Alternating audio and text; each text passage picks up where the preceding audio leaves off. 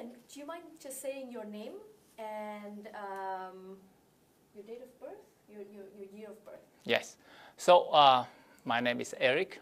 That's the name in Canadian, but the Vietnamese name is Phong. So first name Eric, Phong. Last name Pham, Pham. I was born in September 30, 1964. And if you So I have 7 years left to retire from the RCMP. So it's a privilege and an honor to be here with the team to do the research about the refugee in Indochina. I was 15 at the time, and I don't know. At the age of 15, I guess at the time most people are still young and naive. But if I remember correctly, after the fall of Vietnam in 1970, after the fall of Saigon in 1975, everything has been changed, completely changed, due to the political system of the Vietnamese communist regime at that time. For me, it doesn't have much impact on my life yet. We still go to school. We still participate in the school activities, and we were happy. The only thing changed that I can notice is the flag has been changed, the government has been changed, and we lost the war, and that's about it. However, life goes on until February 1979, 1 week before the Tet Festival. My parents told us that we have to leave Saigon, and we will prepare to escape from Vietnam. So, if we can just go back for a little bit. Yes. Back in 1975, how old were you? 1975, I was 11. And where did your family live? My family lived in Saigon, South Vietnam. And what was life like before the end of the war? My life before the end of the war was peaceful, was fine, was happy, and again, things have been changed completely after the fall of Saigon in 1975.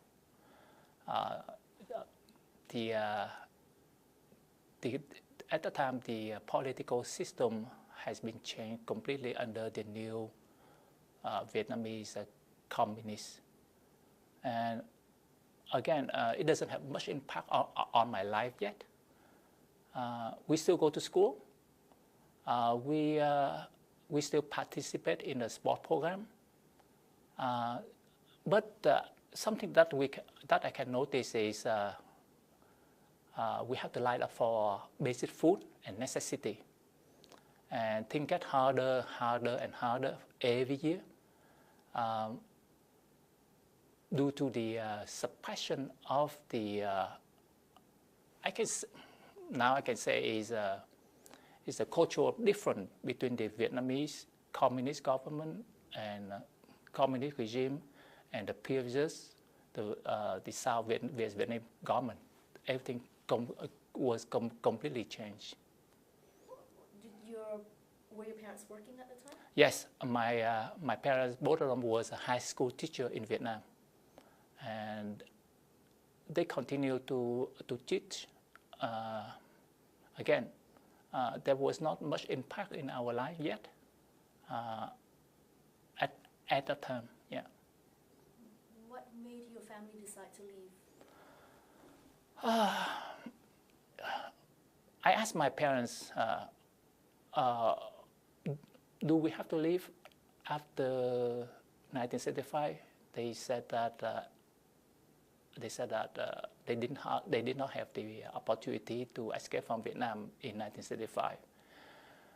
I think the reason that my parents decided to take family escape from Vietnam is for the political reason, and I think also they are looking for the future of the next generation, which is us. The only way to escape from the communist system is to start a new life somewhere, and we don't know yet at the time. How many siblings did you have? I have one older sister and 2 younger sisters. Okay, so tell me again, we're back at February 1979. Yes. Continue on with your story. So the best way to escape from Vietnam is during the Tết festival. So 1 week before the first year of the new lunar year, and we gather families, and we moved from Saigon to Trà Vinh, and we lived there for overnight. And during the night, we we transfer from small boat to the big boat. That's how we escaped from Saigon to the fishing boat. Do you know any details about how your parents arranged for that trip? I asked them a few years later. They told me that they have to pay gold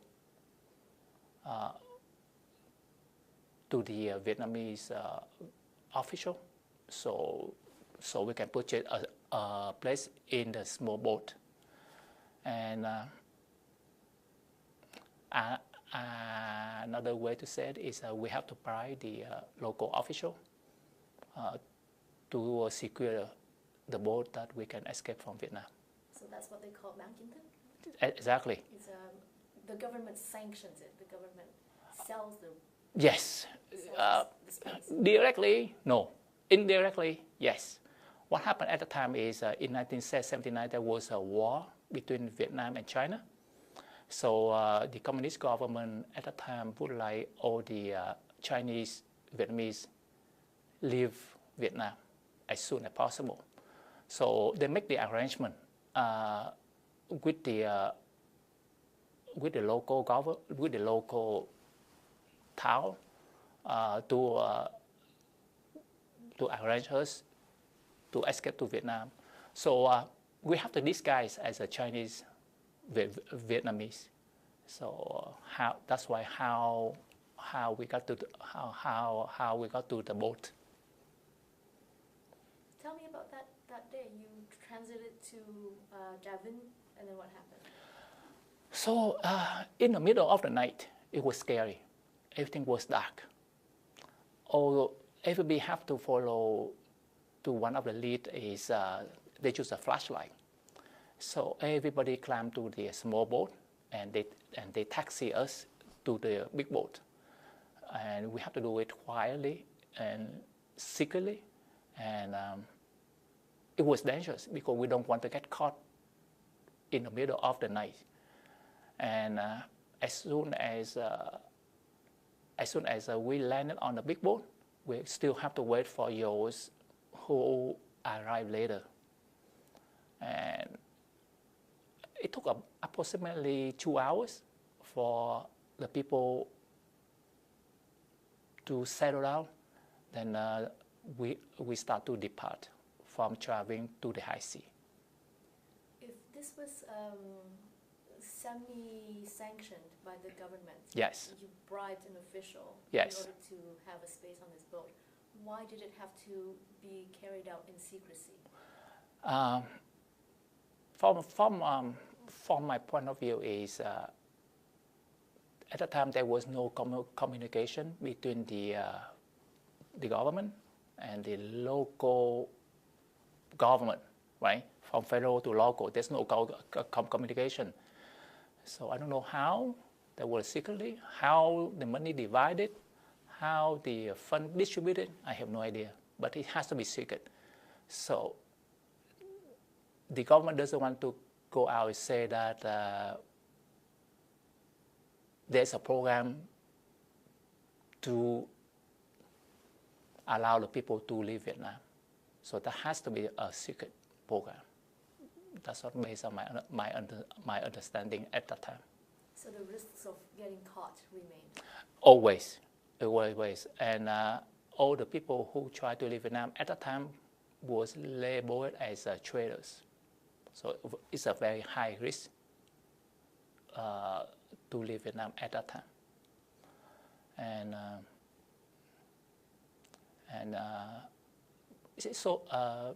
So when we landed on the big fishing boat, which is 18 meters long and 3 meters wide, and everything was so dark. And but we have to we only have approximately about 1-2 hours to sail out and depart. Yes. How many people were on the boat? Based on my understanding is we thought that we had only 325 people, but when we landed in Pulau, not Pulau Bidong, but the outside of the Pulau Changka, the head count was 385 people. What does that mean? Is 60 people was not counted, but they know, for example, but they know that boat is leaving on that day, and at night nobody checked, so they secretly jump on the boat and escape together with us without paying any money, anything at all. Basically, they escape from Vietnam with empty-handed. I think it's a local people who are doing that, or there are some arrangement between the organizer and the local official. What was your trip like? Wow, talk about the trip. Again, at the time I was young and naive. I don't know much about it. I thought that we are going on a cruise ship. We will have a better life, better food. There's nothing at all. My parents said, "Don't worry, everything will be fine," and I didn't know until we get to the high sea, and that was scary. And the fishing boat again was very small. There's no equipment, navigator.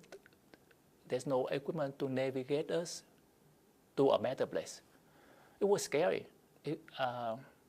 But I remember in the middle of the night, we cannot see anything surround us. Everything was so dark.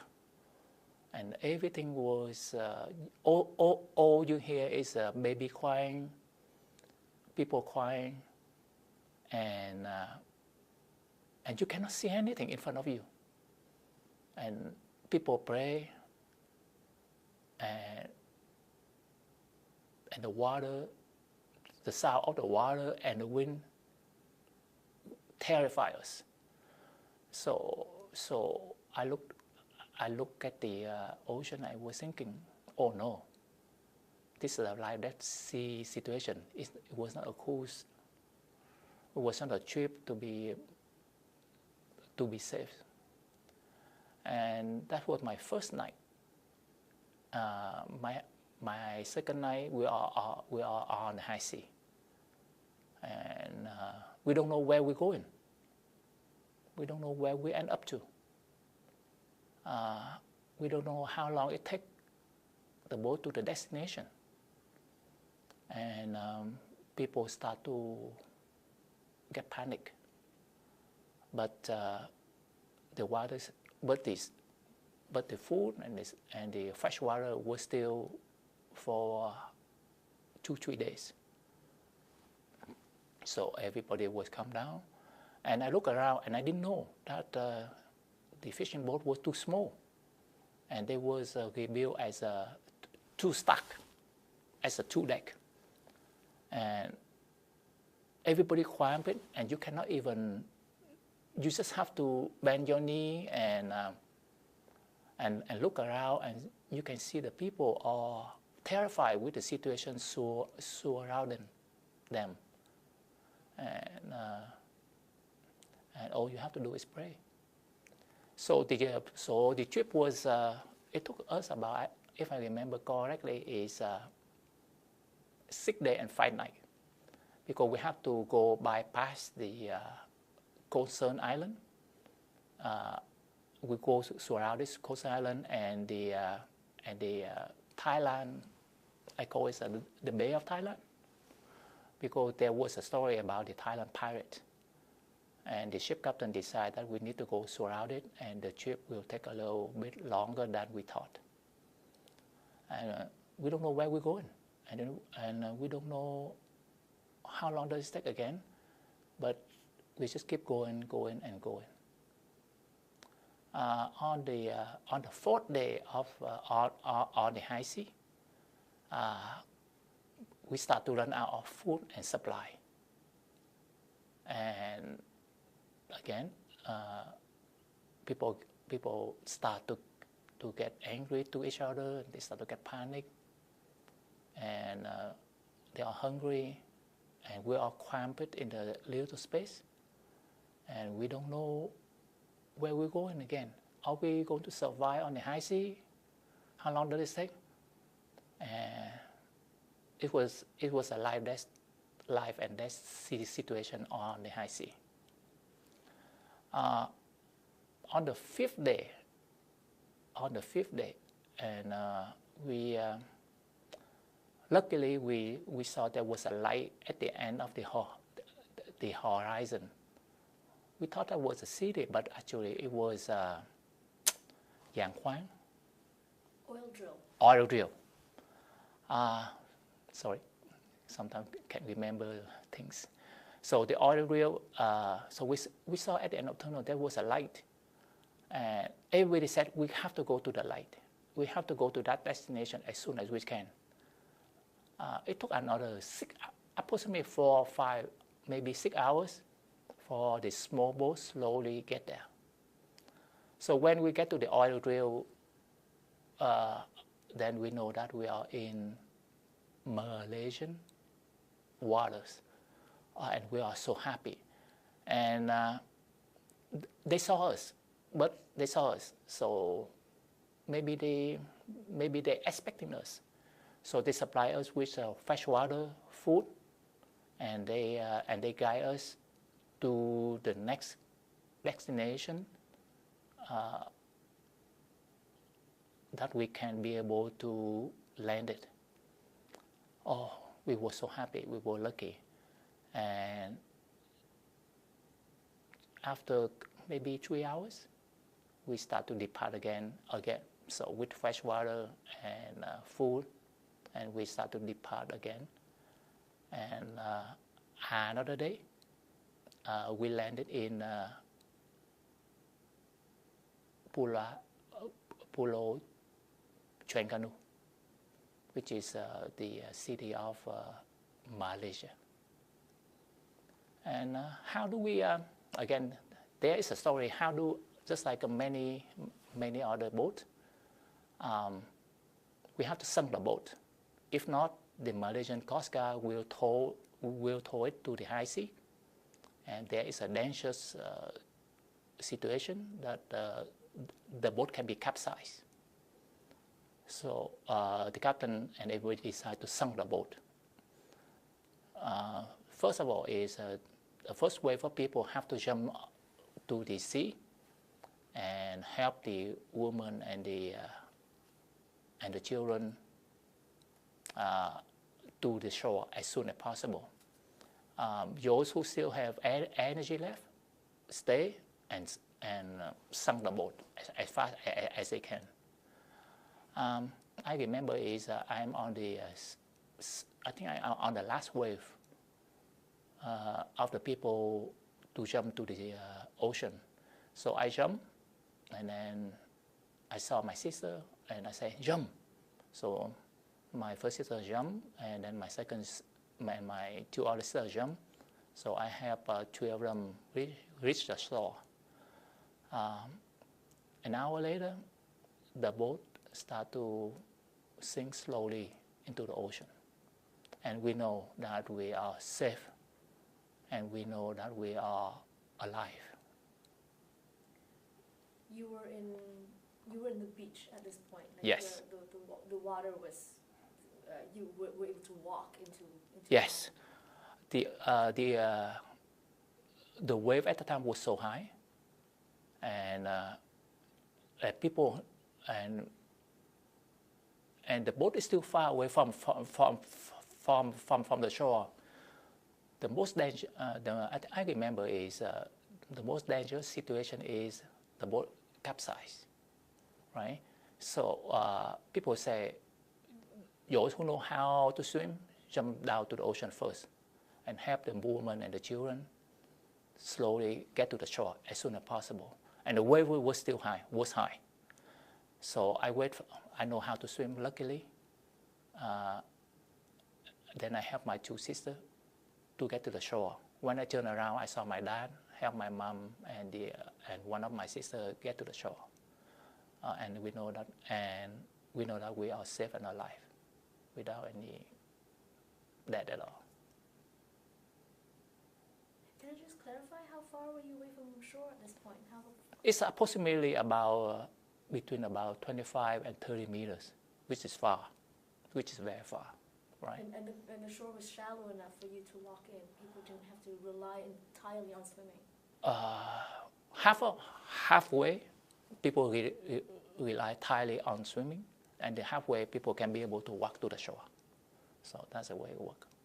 So I'm on the last wave of the people to get to the shore, because I was in the bottom of the fishing boat. And then what happened when you got to shore? When we got to the shore, and then we were surrounded by the Malaysian police official, and they did the head count on us. So again, it turned out to be 385 people instead of 325 people. So there were 60 people extra, 60 extra people on the boat, and they started to take name and the picture name and surround us and give us food and water. Some of the belongings that we could not be able to carry on shore have left behind. So when we got to the shore, we are almost empty-handed, because there's nothing left. There's nothing left for us. Do you remember what your first impressions were? My first impression is happy. After a 6 day and 5 nights on the high sea, I was so happy. I said, oh, we are alive.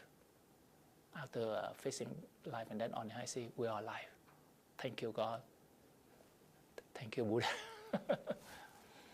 And thank you for give us the opportunity to live, something like that. Yeah. Then what happened from there? Okay. So after the police surrounded everybody, and then we start to get together, and we had to live on the shore for about 2 days. Then the local police contact the Malaysian Red Cross, and they transfer us to the nearest refugee camp, which is Pulau Tangga. And at the time, Pulau Tangga was crowded, so we had to wait. So we had to live for approximately about 5 days outside of the Pulau Tangga. And I don't know how and when, but in the morning of the 6th day, the Malaysian official informed us that we have to go back to the boat, and we have to go to the unknown destination. people were panicking. No, we don't want to go back to high sea. No, we don't want to go back to Vietnam. No, we don't want to go anywhere. We just want to stay inland. But the people said, no, you have to go to another refugee camp.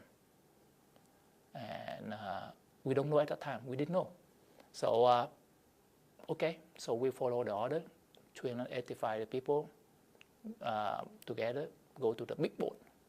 It takes about 2 boats, I think, at the time. 2 boats to transfer us from Pulo Tanga to another remote island called Pulo Bidong.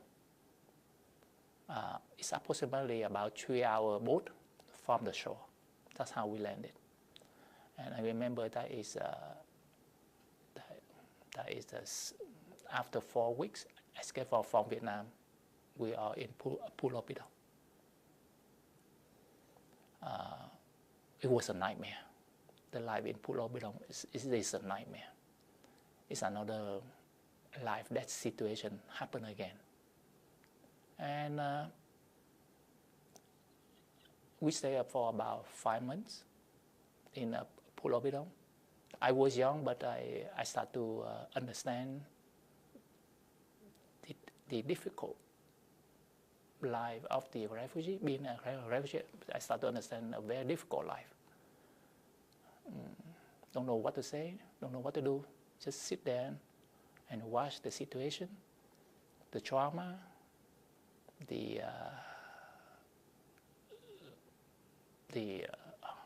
surrounding, the difficulty, the havoc of many other people.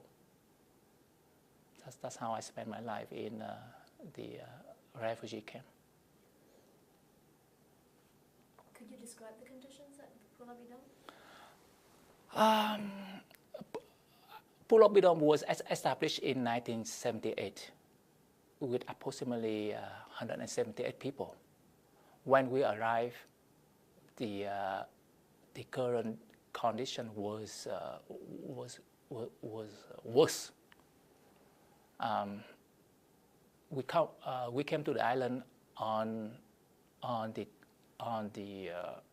I think on March 1979. It had approximately 40,000 people, 40,000 Vietnamese boat people, refugees, and everybody crammed into I think about maybe 1 square mile of the island, and there was no basic necessity at that time. There was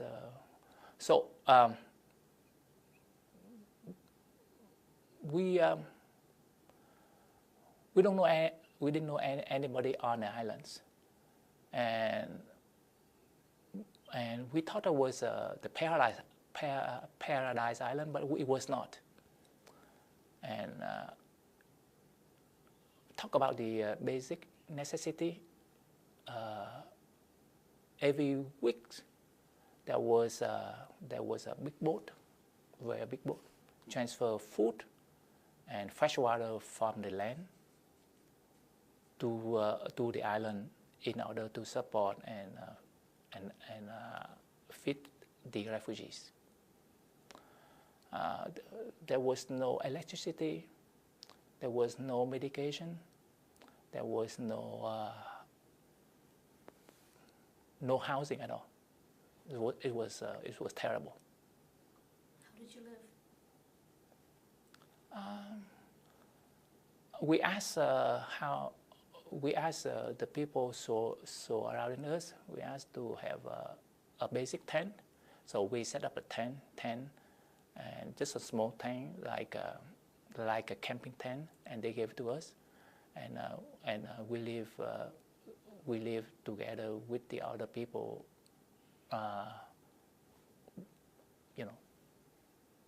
That's it. You just had to look for a place to pitch it. Yes. You had to look for a place to pitch a tent. Yes, we have to. Yes, we have to look for the place, and we have to live, to set up a tent, and to cook. I don't know how we survived, but it was hard, it was difficult. And you live outside, you live in a tent, and you live outside,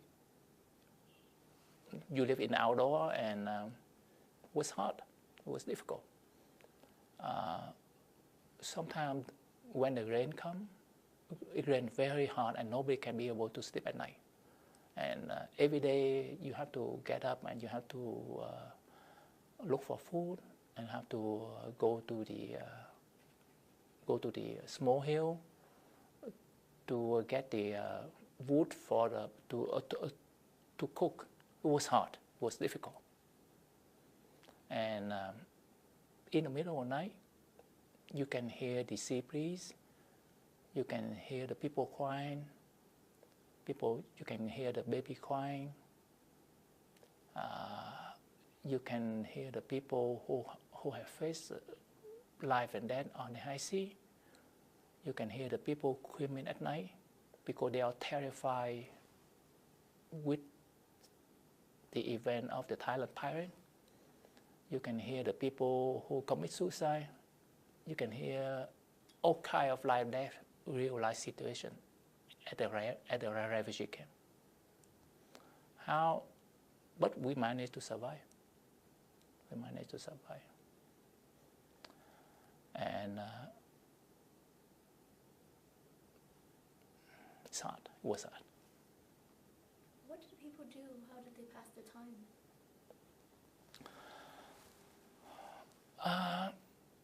In 1979, there was no internet, no nothing. Most of the refugees spend the time is they start to learn English. They start to set up the basic school, and so people can learn English. Some has volunteer themselves to build a small school, small office for gathering, and people start to help others in order to survive together. And me at the age of 15, I just luckily, I think, to experience this life of the refugee. It was fun, I think. At a young age, you can go to the ocean and swim, and then go and play soccer with the people, with a friend. But I know it was hard for the others who lost their family, who lost friends, lost everything due to the Thailand pirate and on the high sea. How did it come that you decide to go to Canada? How was it decided that you went? How was it decided that you would come to Canada? In March 1979, the UNHCR representative they came to the camp, and they start to provide the list of names of all the refugees, and they start to organize the list of the people who can apply for political asylum in the third world. So I don't know much detail about the process, but I know that in March 1979, and we were called.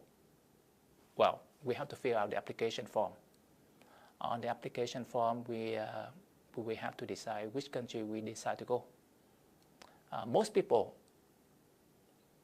of the refugees decide to go to the United States, but my parents put Canada first because they love to come to Canada.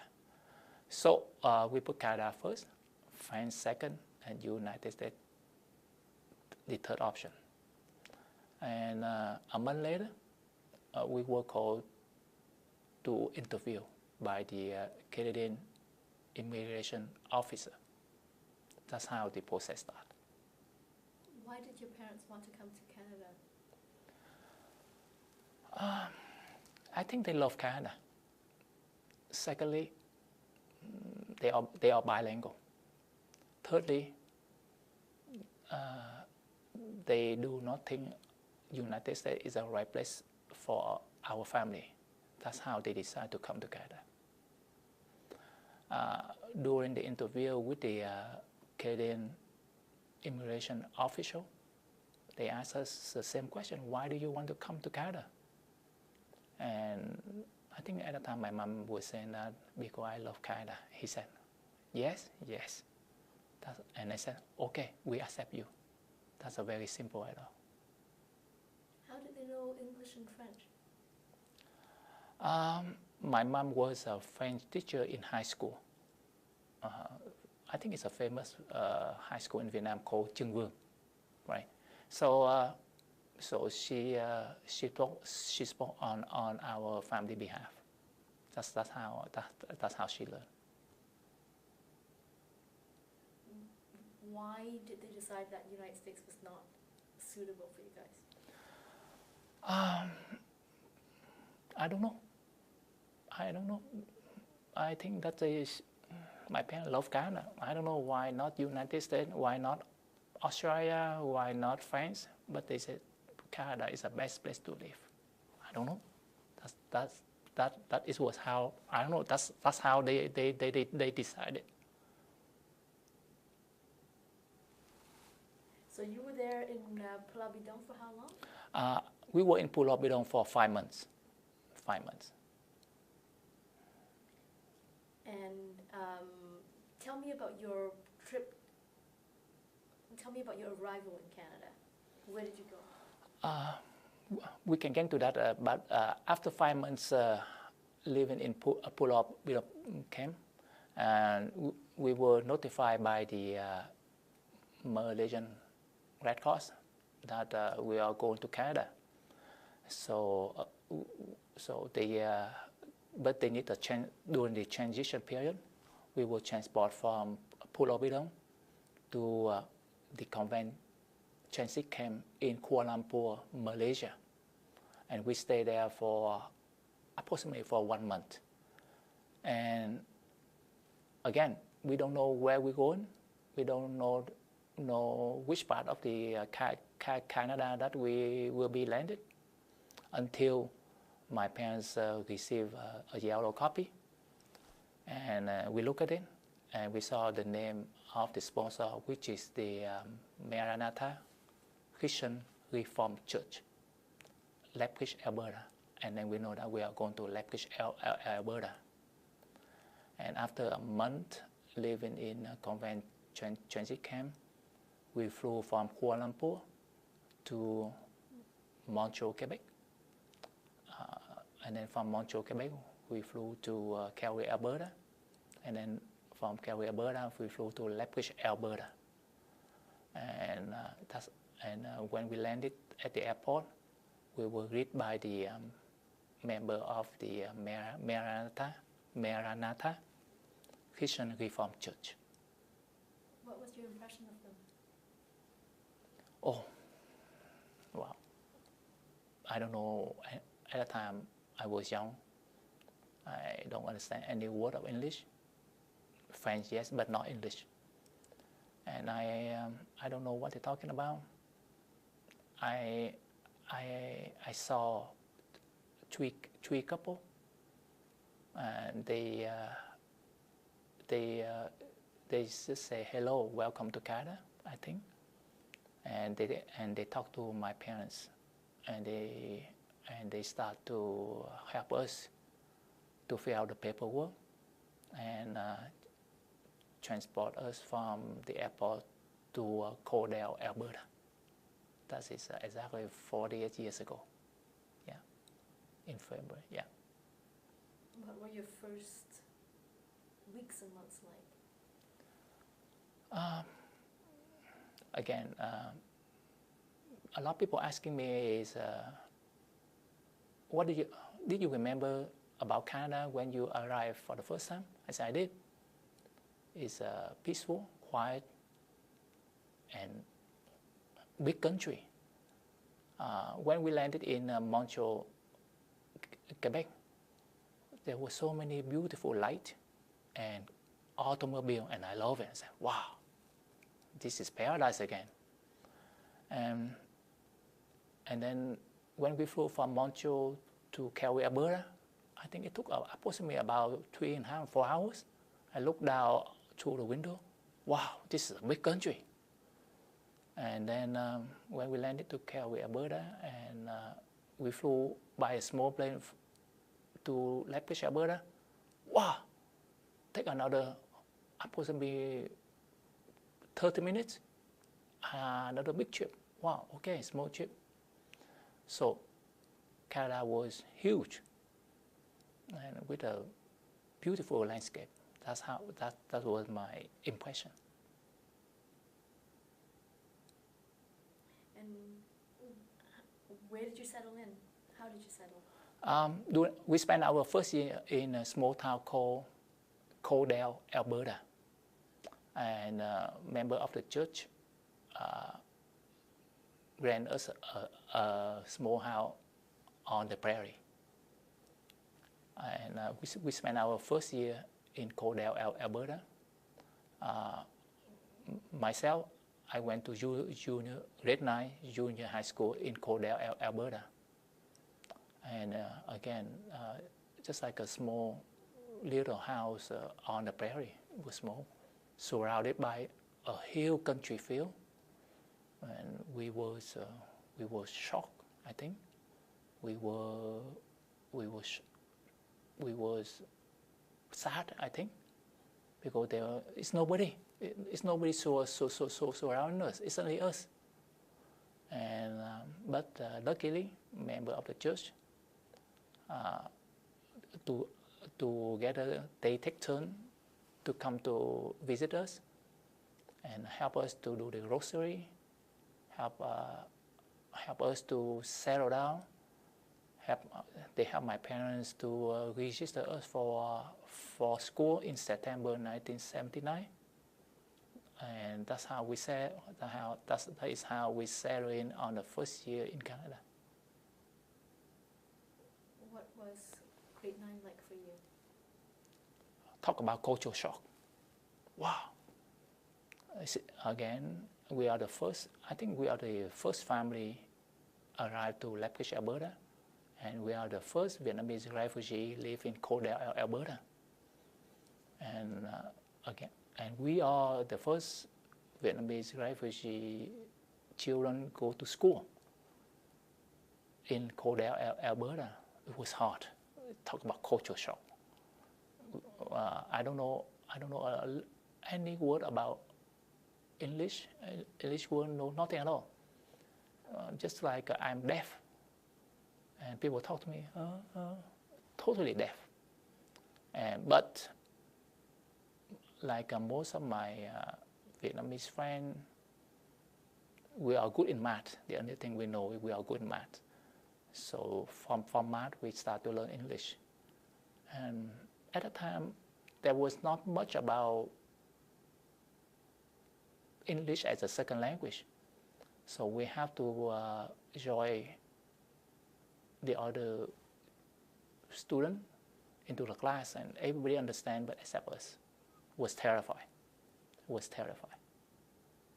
But and the only way to get through it is we need a Vietnamese English dictionary. So the church ordered from the state, and they gave us the Vietnamese English dictionary, and we start to go from there. So I don't know how, but I have managed to complete my junior high school in Coeurs, Alberta, which was not easy, but I had done it. After our first year in Coeurs, Alberta, our family, I think, moved to Lethbridge, Alberta, because the first year of the sponsorship is over. The life in Lethbridge, Alberta is wonderful, because I start to meet the Vietnamese friend and family, and we play together, we talk together, we work together through my 3 years in Lethbridge High School. That's how we. Before we continue, can we go back to your first year in Coaldale, Alberta, with this sponsorship group? Do you have any stories from that time that help us understand the kind of relationship that you had with that sponsorship group? I was young. I don't know anything about the English. My personal experience about member of the church is impressive. I look at their generosity, their compassion, their support. They are wonderful to us. They were wonderful to us. Most of the members of the church would like us to succeed as soon as we can, as fast as we can, and be happy as much as we can. During the first year is we start to engage with them. We start to talk to them, and we start to explain our situation in Vietnam. How did we escape from Vietnam? They sad, they understand, and they was impressed with our story. We attend the church. Again, I don't know much about English at that time, so I just sit there, look at the activity in the church. I was impressed. Talk about the generosity of the church member. Most of them was 40 at that time, maybe between 35 and 40 at that time. And I remember when I was 35 and 40, and they are so much busy with their life to raise their family. They have to work, but they still find the time to help us, to assist us, to support us. That's the kind of the kindness I never forgot. In retrospect, I look at myself, what did I do when I was 35 and 40? I couldn't do it either. It was not easy for me and for everybody. That's the kind of the kindness and the support that I never forgot. What kind of things did they help you with? Find a job or? Yes, member of the church help us to help my mom and my dad to find a job. That's how they started. We were young; we cannot be able to work yet, and they encourage us to learn English as much as we can, and to do good in school as fast as we can. And I hope we have answered their call. That's how we do. So that is my first year in Coaldale, Alberta. Yeah. They probably had to take you to grocery store. Yes, every week. Every week. Every week. Because you were out in the countryside. You're correct. And you didn't drive for another. We couldn't drive at the time. Not yet. Not yet. Are you still? Did you become personal friends with them? I did. I always remember their generosity, their kindness, and I promised them that this year, in May 2019, I will go back to Lethbridge, Alberta, to visit them, to celebrate with them about our 40th anniversary that we came together, and they are waiting for our arrival. That's for my arrival. Yes, that's how I will do. And you joined the religion too? No.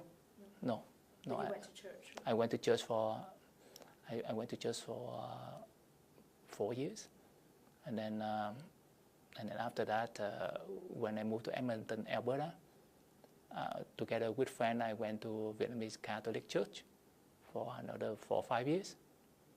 And then after that, I went to Vietnamese Buddhist temple for another 2 years, and that's about it before I moved to Ottawa. So now returning to Lethbridge. Yes. What was your life like at that time? My life in Lethbridge was wonderful. After a year, we start to settle down, and like most of the Vietnamese refugee family, we emphasize the children on the education. My friend and I, together, we start to grow up, and we went to school, and we finished school together, and it was wonderful. Life in Canada start to develop, and we start to get used to it. What kind of work did your parents find? I think my first year, my mom, she was an interpreter, but on the second year, she decided to go back to school to obtain Bachelor of Education. After 2 years, she had managed to obtain the degree. For my dad, he worked for 5 years. I don't know what it is, but I couldn't remember. But and then after that, there was a small accident, and he retired from there. So. A workplace accident? I think so. I couldn't recall, but I think there was a workplace accident, and my dad never talked about it. But he was injured, and I think so, something like that. Something like that. He didn't talk about it, and I didn't ask, and that's about it. I don't know. Yeah. You said that you started to feel more at home. Yes. After 1 or 2 years. When did you start to feel like you were at home in Canada? I don't know about the others, but it took me a little bit more long time. It took me about 3 to 5 years to feel at home. My first reason is I miss home so much. I miss Vietnam. Secondly, I don't have many Canadian friends at that time.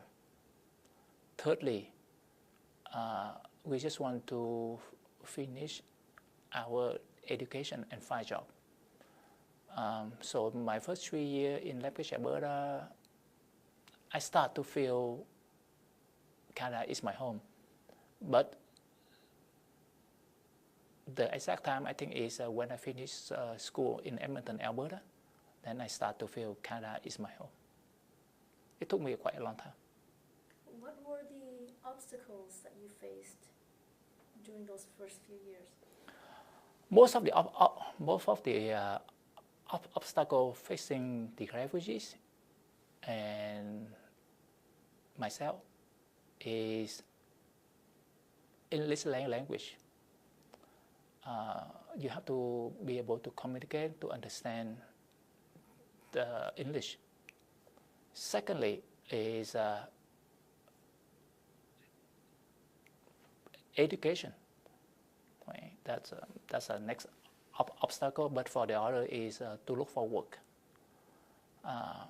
Thirdly is apply for job. That's a lot of difficulty facing the refugee at that time, and I think today is the same thing. Look, yeah. Can you describe in detail? Could I detail is when you fill out the application, you have to market yourself, you have to have the experience, and you have to be able to present yourself. Most of the people like myself, we don't have the training, we don't have the expertise on that part. That was hard for everybody and myself at that time, yes. So what kind of work did you find? So after I completed my Bachelor of Science in the University of Alberta, 1987, I found my first job to work as a computer technologies with the University of Alberta. That is how I feel more confident. This is the exact time I feel that Canada is my home.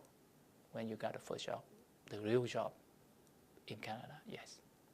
Before that, we work on the odd job like most of the students. We work on the odd job, summer job, and we know that it's a temporary, so we did our best as we can to support ourselves and the family. Did your mom ever find work in education? She did. She was the high school French teacher, I think, in Bonneville, Alberta. She worked there for a year, and then after that, she decided to retire. I don't know why, but she retired early too. Yeah, she did. So what were the things that helped your integration?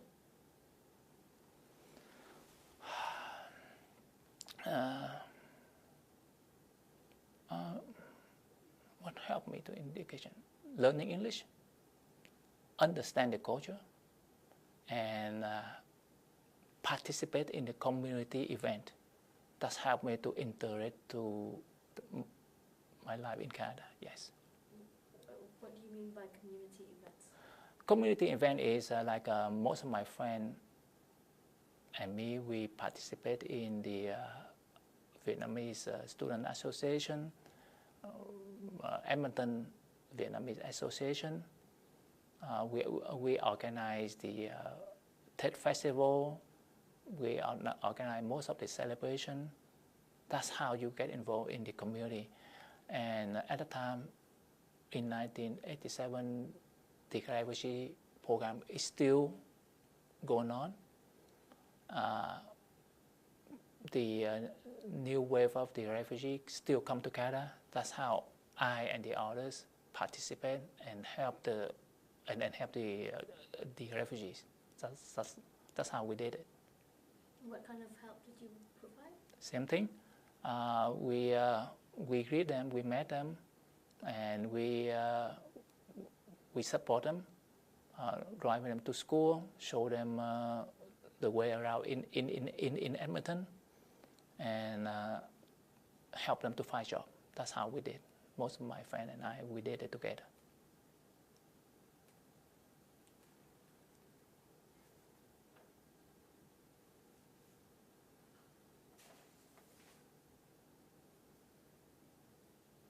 So, 40 years later now. Yes. How do you feel about the life that you and your family have made here in Canada? Wonderful. Wonderful. Believe it or not, I haven't been back to Vietnam after 48 years. I know there are so much change in Vietnam, but we haven't been back yet. My life in Canada is wonderful. Everything worked out quite well, and we are Canadians. Do you tell your stories of leaving Vietnam and your stories about being a refugee to your children? Yes, I have two children. I told them about our story. They listen, but they don't understand much because they haven't. From my point of view, is when you live through the crisis, when you experience in the life and death situation, then you understand. Otherwise, it's difficult. You can hear the story, but you don't feel it. That's how I believe. I also share my story with a friend and colleague at work. They said, "Wow, really, Eric?" Yes, it was. They understand it, but not in that detail as we had experienced before. What do you think the next generation can learn from your experiences? A lot. First of all, I will tell them Canada is the best place to live, other than United States and everywhere else. Canada is beautiful not because of the landscape, but because of the Canadians. They are generous, they are kind, they are helpful to the refugees. So don't take things for granted. I also would like to say about a little bit about personal is endurance. When we spend our time in a refugee camp in the high sea, in the South China Sea, when we face a life-death situation, I would like to tell the next generation is you have to prepare, you have to be strong, you have to be disciplined, and you have to conquer your fear. You have to get ready when worst case scenario happen to your family and you. That's how that's how I would like to share with my next generation. And I would like to tell next generation is live with gratitude. You have to be grateful to the Canadians who give you the opportunity to come to Canada, and please accept it and understand that the Canadian would like you as a refugee to succeed, to work hard to succeed and to contribute to the society. That's how I would like to share with them. And I would like to also take the opportunity to thank the member of the Maranatha Christian Reformed Church for their generosity, compassion. I also would like to thank Miss Holly Powers. She has retired from the Royal Canadian Mounted Police, or the RCMP. She has fulfilled my dream and gave me the opportunity to become a civilian member of the RCMP. I could never forget that. There are a special group of people I would like to say thank you, and I would like to share with the other Canadian and the next generation is there was approximately 865 police officers who had died in the line of duties. That also includes 239 RCMP police officers.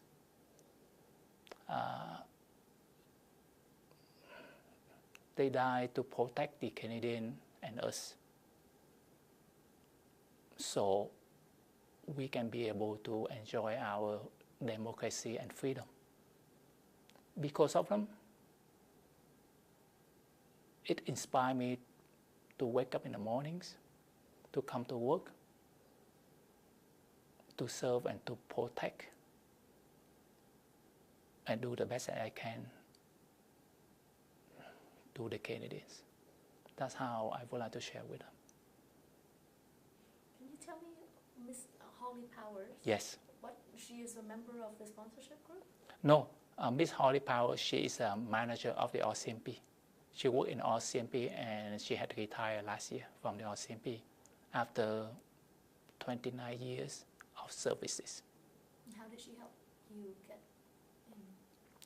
She interviewed me for an hour, and she asked me about my background, my qualification, my dedication, and what can I contribute to the organization. And I answered all the questions. She said, thank you. And just like everybody else, you have to go to the competition. I didn't know that I will be able to make it. But a week later, I was hired as a civilian member of the RCMP. And 2019 is my 13 years with the RCMP. That's how I always remember Miss Powers, who gave me the excellent opportunity to work for the organization, to be part of the RCMP, to protect and to serve the Canadian and us. That's how I can ask a little bit things. If my family didn't escape from Vietnam, if there's opportunity that I stay in Vietnam before 1975, then my dream to become a police officer. If I could have stayed in Vietnam after 1975, the same dream. I would like to become a police officer. When we came to Canada, I didn't have that opportunity yet. So Miss Holly Powell have fulfilled my dream to work for the RCMP. However, I'm not a policeman, but you feel like you are part of the organization. That's how I feel it. And I already mentioned about a group of people. Every time you are not happy, you feel you have a bad day, think about the sacrifice of the 239 RCMP police officer who has died on the duties to protect the Canadian and us. Look at their family.